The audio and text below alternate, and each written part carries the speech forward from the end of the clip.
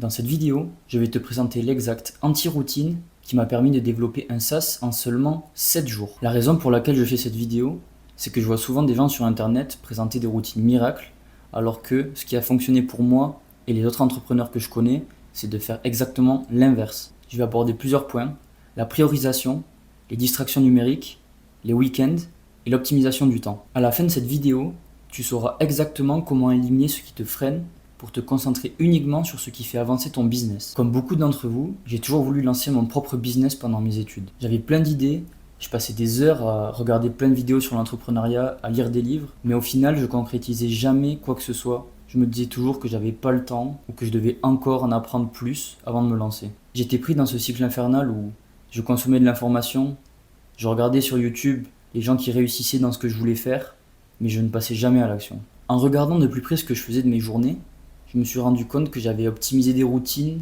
plein de choses qui au final ne m'approchaient pas du tout de mon objectif.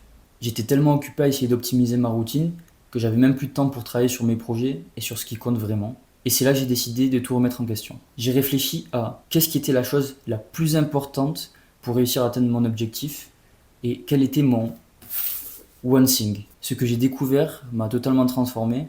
Et aujourd'hui, je vais te montrer comment cette nouvelle anti-routine peut te faire réaliser en une semaine ce que beaucoup de personnes n'arrivent pas à réaliser en plusieurs mois. Il n'y a pas si longtemps que ça, j'étais étudiant en informatique et j'étais en alternance. Pour ceux qui ne savent pas, c'est le fait de partager son temps entre l'école et l'entreprise. Mais mon réel rêve, ma seule envie que j'avais à ce moment-là, c'était de créer ma propre entreprise, mon propre business. Pendant un projet imposé par l'école, j'ai trouvé une idée de logiciel SaaS à développer. C'était un logiciel qui permettait de s'occuper de votre service client de manière 100% automatisée et grâce à l'intelligence artificielle. J'ai eu cette idée car avant ça, j'avais fait pas mal d'e-commerce et j'avais dû gérer beaucoup d'emails à la main. Et je me suis dit qu'il pourrait être une bonne idée de combiner mes compétences en e-commerce et mes compétences en informatique pour en faire un logiciel. J'ai donc essayé de me mettre à travailler dessus le soir, après mes journées, mais le problème c'est que j'étais beaucoup trop fatigué. Entre l'école ou l'entreprise, dépendant des semaines, le sport, parce qu'à ce moment-là je faisais beaucoup de sport, de la musculation et de la boxe thaï. Et au final,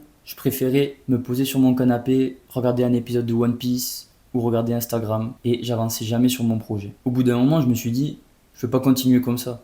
J'ai vraiment envie de créer une entreprise, mais quand je regarde mes journées, ça n'a aucun rapport avec ce à quoi devraient ressembler les journées d'un entrepreneur. Et alors, c'est là que je me suis posé la question, quel est mon one thing ? C'est-à-dire, quelle est la chose la plus importante que je dois prioriser pour pouvoir réussir dans mon objectif qui est de créer ce logiciel. Donc, qu'est-ce que ça peut être ? L'alternance ? L'école ? Le sport ? Non. Si je veux atteindre mon objectif de créer un logiciel, il faut que je travaille sur ce logiciel. Et donc, mon one thing, c'est vraiment ce projet et pas le reste. J'ai donc analysé mes journées et je me suis rendu compte que je ne priorisais pas du tout mon one thing. C'est-à-dire que je laissais en tout dernier, après toute ma journée de travail, ma fatigue, le sport, la chose qui pour moi était la plus importante. Et c'est là que j'ai compris que si je voulais réussir à atteindre mon objectif, je devais faire la chose la plus importante en premier. Alors qu'est-ce que j'ai fait ? Tout simplement, j'ai avancé mon réveil de 2 heures. Je me suis mis à me réveiller à 6 heures du matin. J'ai travaillé 2 heures sur mon projet. J'ai supprimé toute routine matinale. J'ai essayé de travailler le plus vite possible juste après mon réveil. Après ça, j'ai enchaîné avec une journée de travail, le sport, enfin ma journée normale quoi. Mais à la fin de la journée, j'étais fatigué et je pouvais me reposer en sachant que j'avais déjà travaillé 2 heures sur mon projet et que 2 heures fois 5 jours de la semaine,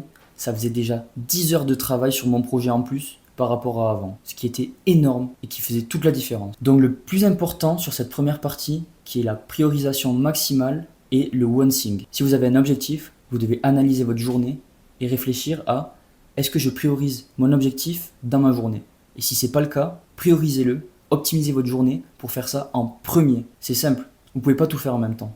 Il y a des choses que vous devez prioriser. Pour moi, il était moins important d'être fatigué à l'école ou fatigué à l'entreprise parce que c'est pas ce que je voulais faire de ma vie. Vous devez choisir qu'est-ce que vous voulez faire de votre vie, qu'est-ce qui est le plus important pour vous, et mettre ça en tout premier dans votre journée. Y mettre le plus d'énergie possible. Maintenant, c'est le tour de la deuxième distraction que j'ai supprimée. La drogue du 21e siècle, c'est simple, c'est les réseaux sociaux, et je faisais pas exception à la règle. Mon cerveau, il avait carrément créé un automatisme. Parfois, je sortais mon téléphone de ma poche, j'ouvrais Instagram, je scrollais, je le reverrouillais, et je me souvenais même pas de ce que je venais de voir. Et le pire, c'est quand ça m'arrivait pendant que je travaillais. Je me déconcentrais et après je mettais peut-être 10 minutes, 15 minutes à me reconcentrer sur mon travail. Sauf que je ressortais mon téléphone juste après, et ainsi de suite.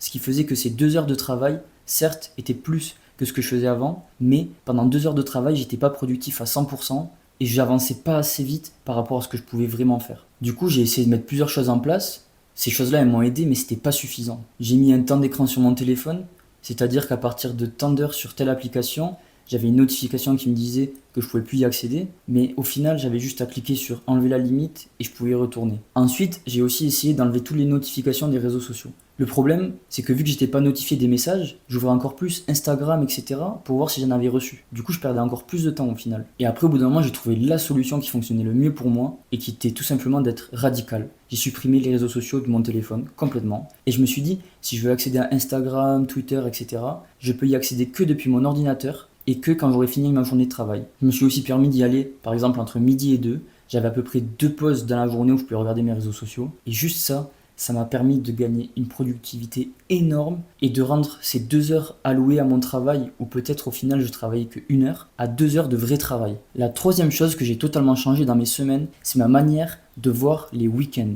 Au début, je me disais que le week-end, c'était le moment de la semaine où il fallait lever le pied, se reposer, voir ses potes, et du coup je travaillais pas vraiment. Sauf que comme j'ai dit tout à l'heure, ma semaine était surtout allouée à l'école, à l'entreprise, et je n'avais que 2 heures par jour pour mon projet. Et au bout d'un moment, je me suis dit que ça n'avait aucun sens. Je me suis dit que si en ajoutant seulement 2 heures de travail par jour pendant 5 jours à la semaine, j'avais réussi à autant avancer sur mon projet, pourquoi est-ce que je ne travaillerais pas tout le week-end dessus? Et du coup, réussir à faire en une semaine ce qu'avant je faisais en plusieurs mois, ou je ne faisais même pas du tout. Donc j'ai commencé à faire 2 choses. La première, c'est me lever tous les jours à la même heure, même le week-end, ce qui a fait que déjà mon sommeil a été amélioré, parce que le fait de se coucher à la même heure et de se lever à la même heure tous les jours crée une habitude du cercle circadien et permet au final d'être beaucoup moins fatigué et de ne pas avoir besoin par exemple de café que j'ai totalement arrêté pour être en forme.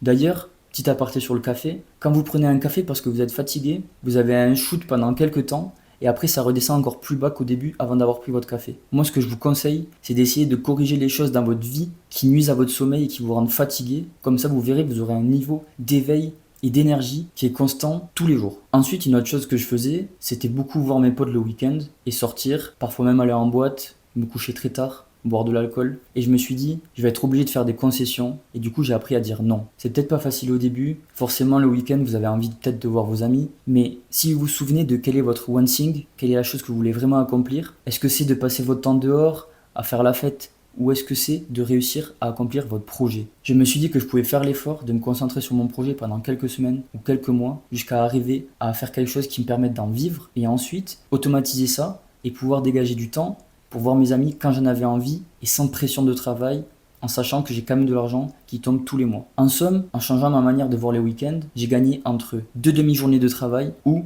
2 journées de travail pour les semaines où j'étais le plus motivé. Ça, combiné aux 2 heures de travail que je faisais du lundi au vendredi, changeait totalement la donne pour moi et mon projet. Ensuite vient la partie 4 qui est l'optimisation du temps. C'est des choses qui peuvent t'aider mais qui sont moins importantes que le reste et c'est pour ça que je les ai mis en dernier. Après avoir changé toutes ces choses dans ma semaine, je me suis rendu compte que j'avais quand même peu de temps pour moi et que si je voulais tenir sur le long terme, il fallait quand même que j'ai des moments de plaisir où je me repose. Donc, je me suis dit, comment est-ce que je peux optimiser mon temps, réduire les tâches inutiles pour avoir plus de temps pour moi le soir? La première chose inutile que j'ai identifiée, c'est la cuisine. C'est quelque chose qu'on est obligé de faire parce qu'on est obligé de se nourrir, mais c'est du temps perdu qui ne sert à rien. Je me suis donc dit, je vais essayer d'optimiser ça et au lieu de cuisiner tous les soirs, je vais me faire une diète avec des repas types et cuisiner une fois pour 2-3 jours. Ça m'a fait gagner entre une demi-heure et 1 heure tous les soirs si je compte la cuisine et la vaisselle en moins. Ensuite, la deuxième chose a été d'optimiser ma routine matinale. Je suis passé de faire plein de choses, c'est-à-dire méditer, faire des techniques Wim Hof, me faire un gros déjeuner pour la prise de masse, à faire quelque chose de super simplifié. Je me réveille, je me prépare rapidement, je prends un shaker le plus rapidement possible pour atteindre mes calories et je vais travailler directement. Ça m'a fait gagner peut-être une demi-heure à 45 minutes chaque matin. Ensuite, une autre chose que j'ai faite pour optimiser mon temps, c'est de planifier toute ma semaine à l'avance le dimanche. Comme ça, pendant ma semaine, j'avais aucun temps où je devais réfléchir à qu'est-ce que je dois faire maintenant, qu'est-ce que je dois faire demain, parce que tout ça avait déjà été fait le dimanche et j'avais juste à exécuter mes tâches. Une autre chose toute bête mais qui peut vous aider, c'est de choisir la tenue que vous allez porter le lendemain dès la veille. Ça peut vous apporter 2 choses. La première, c'est que c'est une décision en moins à prendre le matin et je ne sais pas si vous êtes au courant, mais notre capacité de décision est limitée par journée et à chaque décision qu'on prend, elle baisse. C'est pour ça que c'est mieux d'utiliser cette capacité-là pour prendre des décisions importantes et non pas comment choisir ses habits. Donc laissez ça pour la fin de journée et non pas quand vous vous levez le matin et que vous avez du travail à faire. Et la deuxième chose que ça apporte, c'est aussi un gain de temps, parce que le matin, vous avez vos 2 heures de travail à faire. Et si vous commencez à perdre du temps, à faire des essayages, choisir vos habits, vous êtes mal parti. Conclusion, qu'est-ce que l'antidiscipline m'a apporté et qu'est-ce que j'ai réussi à faire avec ce SaaS que je lançais pendant mes études? Eh bien, premièrement, pour la première fois dans ma vie, j'ai eu ce sentiment d'accomplissement d'avoir fait quelque chose de A à Z sans procrastiner et sans me dire que j'allais le faire le lendemain. J'ai terminé ce SaaS qui fonctionnait très bien et qui me permettait, si je relançais des boutiques, d'automatiser mon service client. Ensuite, quand j'ai terminé mes études, cette manière de penser m'a permis de faire le choix de me lancer à 100% dans l'entrepreneuriat parce que mon one thing était de créer mon business et je préférais donner toute mon énergie dans ça plutôt qu'essayer de chercher un travail et d'utiliser le peu de temps libre que j'avais pour travailler sur mon business. Parce que oui, 2 heures par jour c'est bien, mais si vous travaillez 8 à 10 heures par jour sur votre business, imaginez à quelle vitesse vous pouvez aller. Et justement, c'est ce qui nous mène